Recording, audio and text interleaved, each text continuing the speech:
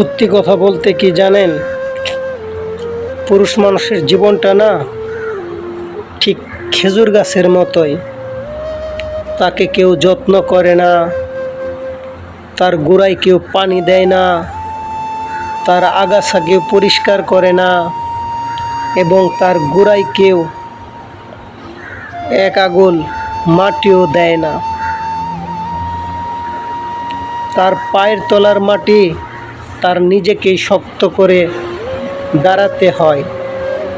কিন্তু বছর শেষে কি হয়, তার হৃদয়টাকে চিরে বিচ্ছিন্ন করে, তার দেহটাকে চিরে, তার কলিজা বের করে,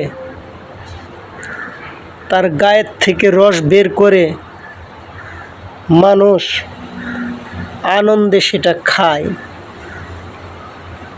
ঠিক একটা পুরুষ মানুষের জীবনটাও এইরকমই, তবে বেশিরভাগ প্রবাসীদের ক্ষেত্রেই।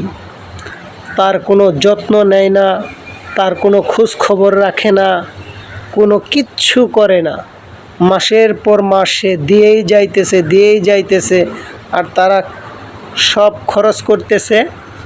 দিন শেষে বলে, তুমি কি করছো? হায় রে নিষ্ঠুর দুনিয়া রে, হায় রে নিষ্ঠুর মানুষ। ভালো হয়ে যাস তোরা, ভালো হইতে সময় লাগে না, আল্লাহ এর বিচার করবে।